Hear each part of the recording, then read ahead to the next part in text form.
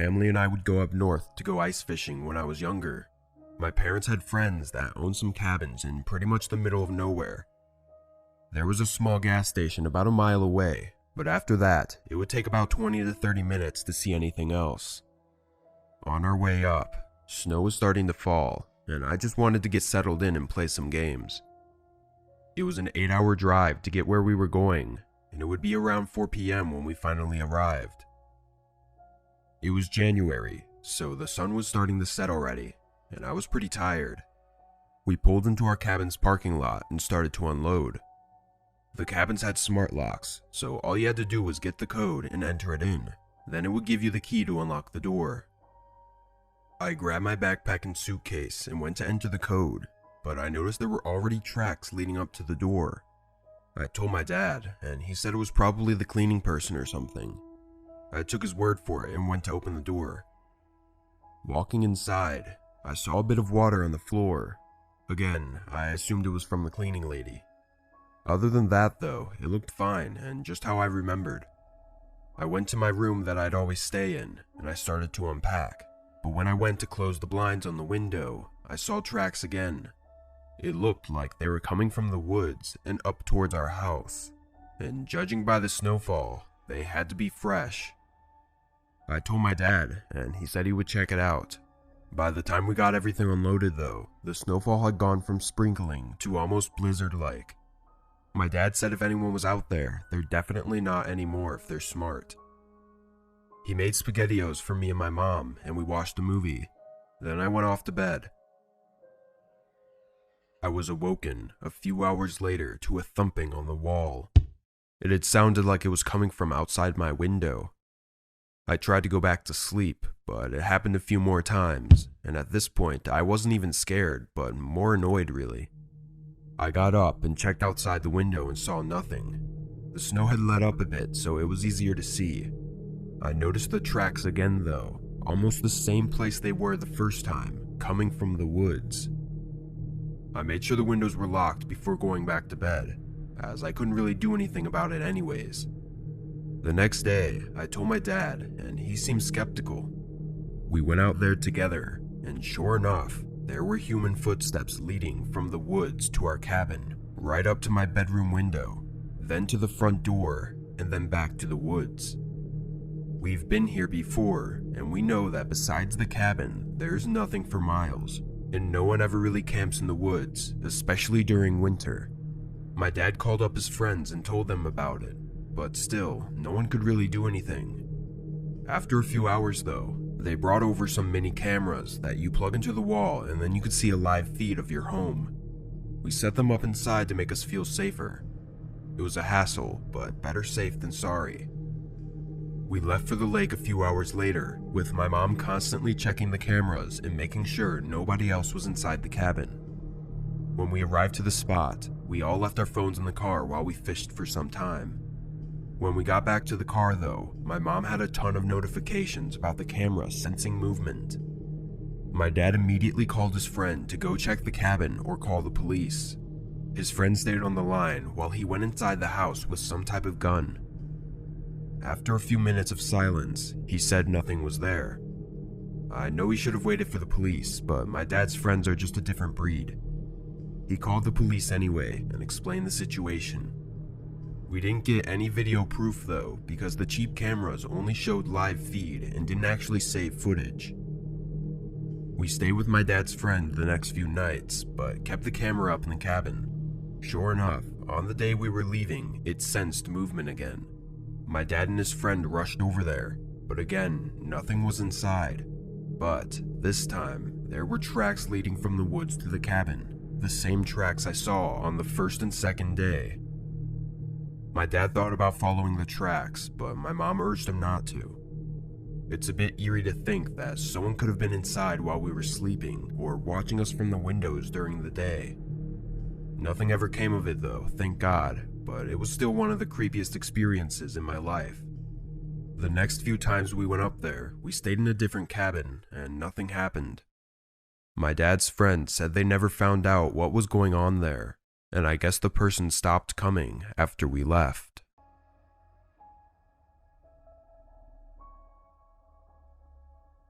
My uncle had offered me to look after his house while he went on vacation with his family in Europe.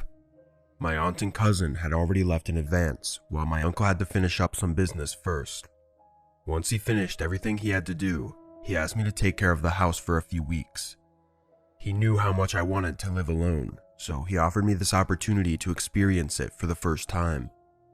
He forbid me from inviting any friends over or hanging out in the yard too much. I didn't understand why, but I assumed he didn't want me to walk outside too much, as the large amount of snow that had accumulated could cause an accident. After giving me many instructions on how to take care of the house, he left me a large amount of food in the refrigerator, then left. I must admit that at the beginning it was actually better than I expected. I didn't feel uncomfortable being alone, and I actually felt I could do whatever I wanted. Everything was going perfectly until the middle of the night, a noise woke me up. More surprised than scared, I got up quickly and looked around. There was nothing, just the darkness of my uncle's room illuminated by the intense moonlight coming through the window. I looked out the window to see if it was snowing, and to my surprise, not only was snow falling, but it looked like there was a blizzard outside. Surprised, I stared outside, unaware of what was actually going on. I turned around quickly when I heard the same noise come from the front door downstairs. This was the moment my heart started beating faster. I thought possibly something had blown up against the door, but I wasn't sure. I went downstairs, turning on all the lights on the way, and looked out the peephole of the front door. Seeing nothing, I opened the door a crack, trying not to let the cold or snow inside. To my horror, there were footsteps leading straight to the door. I slammed the door shut and locked it, breathing heavily. Who the fuck would be outside in this weather? I said under my breath, looking around the house as if to figure out what to do next. I ran over to the back door, looking through the glass. It was too dark and snowy to see anything more than a few feet away, but through the snow, I could have sworn I saw a very small person walking away from the house. It looked like a kid, no older than 9 or 10. A brief lightening of the wind allowed me to see more clearly for a split second, and sure enough, there was definitely a kid walking around outside the house. I was scared, but also worried for the small child. I ran upstairs to get my phone, then called 911 to report the kid by my house. I stayed by the back window, looking out into the snowy darkness to see if the kid showed up again, but they were gone. When the cops showed up, I let them know the situation in more detail. We stood in the kitchen as I talked, but were interrupted by a quiet knock at the front door. One of the officers told me to stay here, while they both went to see who was at the door. As the officer opened it, that same child from earlier was revealed. An officer brought the kid inside, clearly worried as the boy wasn't wearing a thick jacket or anything, just a light sweatshirt.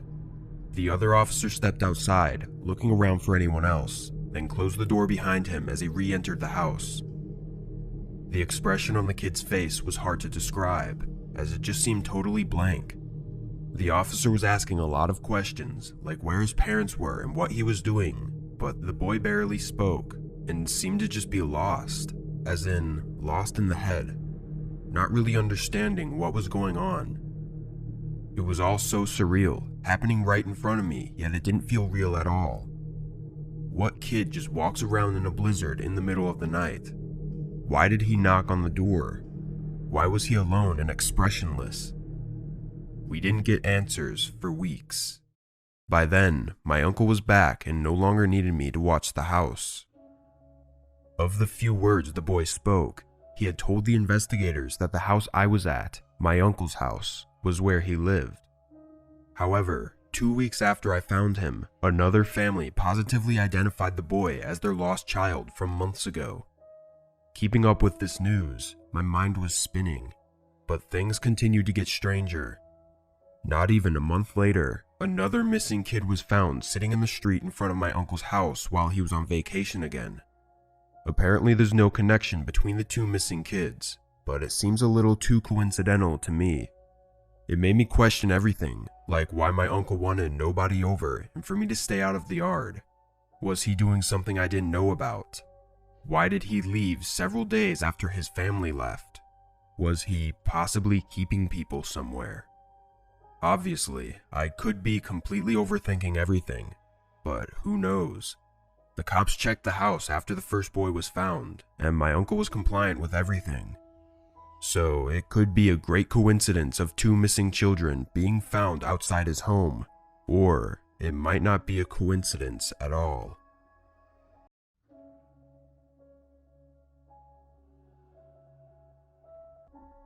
Winter is my favorite season of the year. There's just something about the feeling of snow falling and holidays that puts me in a good mood all throughout. However, I live in a fairly cold state, often causing tons of snowfall during these winter months. Being a DoorDash driver part-time for almost 3 years at the time, it would make this job much more difficult, as the roads would take a while to get plowed, and even when they did, the heavy snowfall would just cover up the roads again. While it made the job dangerous and sometimes even impossible, I still usually chose to drive on days of heavy snow and covered roads. Reason being, nobody else would be out on the road, and other DoorDash drivers would likely stay home, giving me access to a lot more orders and the possibility to make more money. Plus, customers tend to tip more, as they know they're putting you through a lot by ordering for delivery during a blizzard. All was the same that year, and it was the middle of December when a night of heavy snowfall came around. I wasn't able to start deliveries until 7 or 8 due to my other job, but as soon as I was able, I began driving. Like usual, very few cars were on the road, and my DoorDash app was giving me high-paying offers for delivery. I did 2 relatively quick orders and was on my way back from a house before the snowfall worsened. The visibility was awful, and the roads were not being plowed often enough. My car wasn't a piece of junk. It had all-wheel drive and all-season tires, but this snow was really making me struggle. I slowed to a stop sign and was barely even able to start moving again, as my tires just spun under me. Finally passing through the intersection, another order popped up on my phone. I looked at it for a second, fighting with myself whether or not to do it, before eventually rejecting it and closing the app. The roads were too dangerous, even for me. The specific street I was on wasn't very far from the main town, so my goal was to just get as close to town as possible, hoping that more snowplows had uncovered the roads. I drove slowly, going 20 on a 45.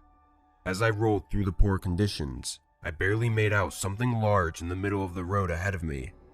Having been unable to see it until it was too late, I slammed on the brakes, and while my car had stopped in time, the back tires slid behind me and dragged my car off the road and into a thick layer of snow.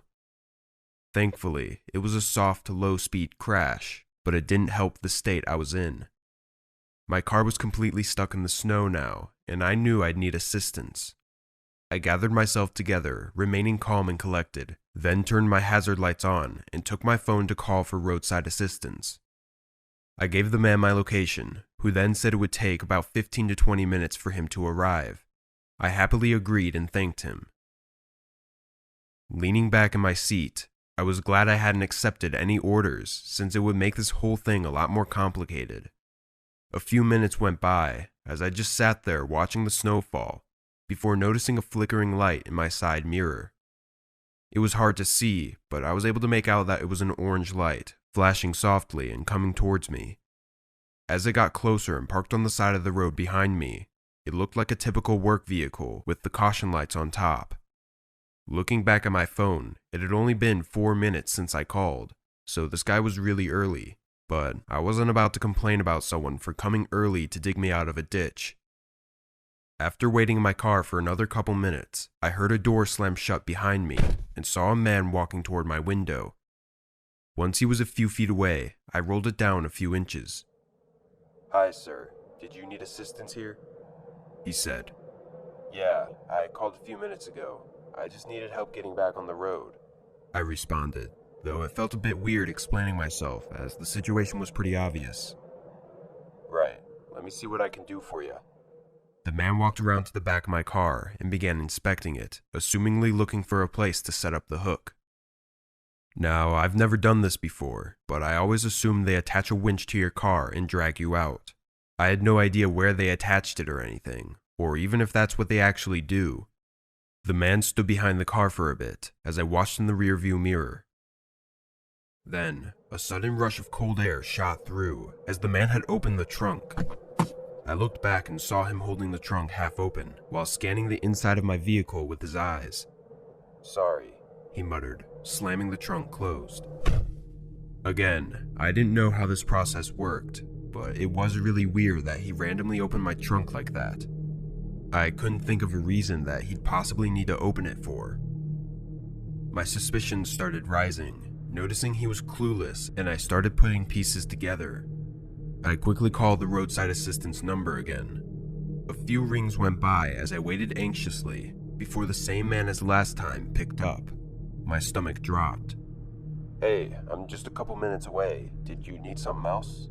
Just then, the guy came back up to my window, telling me that he needed my keys and for me to exit the vehicle for a minute while he prepared it. I kept the phone by my ear, then awkwardly told the guy that I just needed a minute as I was on the phone. He didn't respond, but rather just stood there watching me, as if wanting to listen to my conversation. I was trying my best not to panic. With the guy still next to my door, I rolled the window up. The man immediately began knocking on the window, asking me what I was doing in a rather aggressive tone.